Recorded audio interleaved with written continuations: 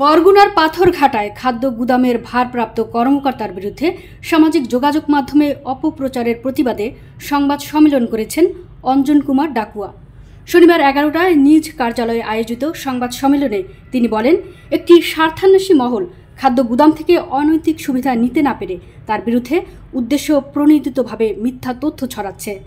অঞ্জন কুমার জানান, এসব অপপ্রচারে বিভ্রান্ত না হয়ে সত্য উদ্ঘাটনে গণমাধ্যমসহ সংশ্লিষ্ট কর্তৃপক্ষের সহযোগিতা কামনা করেন তিনি।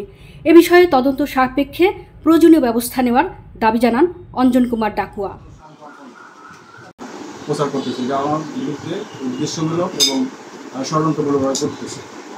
কারণ হয়তো তাদের কি উদ্দেশ্য সেটা আমি জানি বা কোনো প্রতিপক্ষ, আমার কোনো প্রতিপক্ষ থাকতে পারে।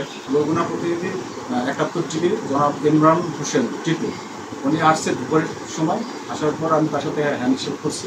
হ্যান্ডশেক করার সময় সে একটা ওই যে ভিডিওতে দেখলাম আমি যে এটা নাকি টাকা লেনদেন করছে এরকম একটা, এটা সম্পূর্ণ মিথ্যা এবং বানোয়াট।